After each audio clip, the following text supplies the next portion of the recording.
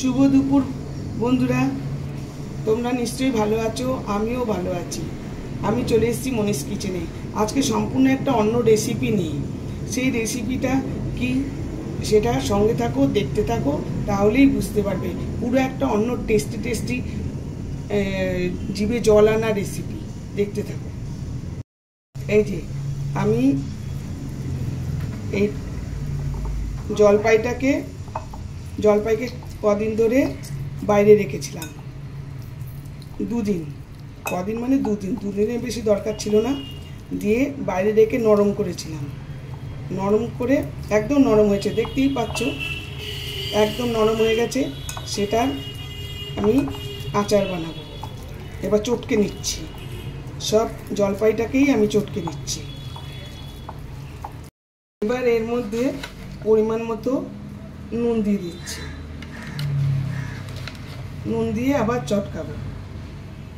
খুব টক হয়, জলপাই তো ভীষণ টক হয়, তোমরাও জানো।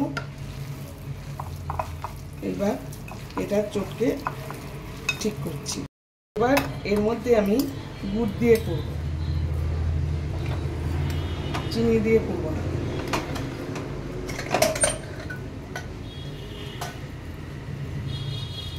এই যে আখের গুড় দিয়ে করব।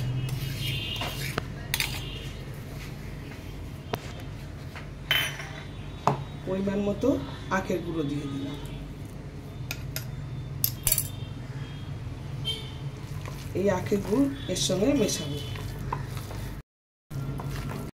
এবার কড়াই গ্যাসে বসিয়ে দিলাম, গ্যাস জ্বালিয়ে দিলাম, একটু গরম হোক, তারপর দেখাচ্ছি।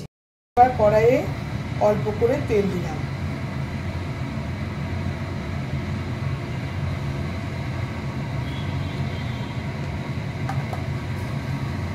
লঙ্কা ছিঁড়ে দিয়ে দিলাম তেলের মধ্যে, আর মৌরি দিলাম। এবার এটাকে ভাজবো।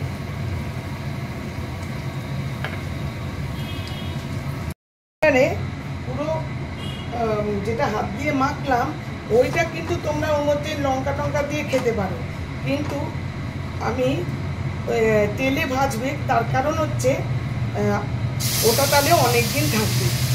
আর হাত দিয়ে মাখিয়ে হলে 3-4 দিন, তার বেশি কিন্তু না, তার বেশি হবে না।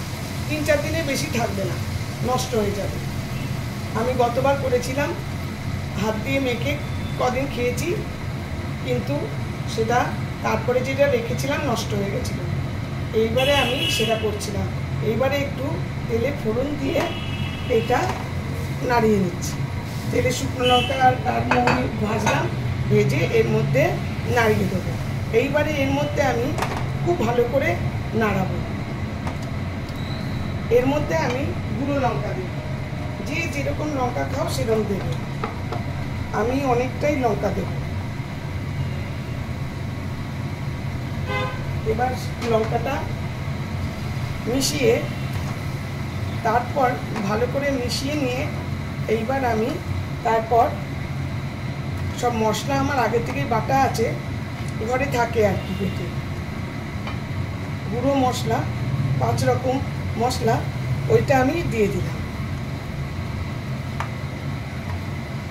এবার এটাকে ভালো করে মিক্সিং করে জলটা একটু শুকিয়ে আসলে, জল কিছু না, গুড় আর কি, গুড়ের একটুখানি টান হলে তখন আমি রেখে দেব।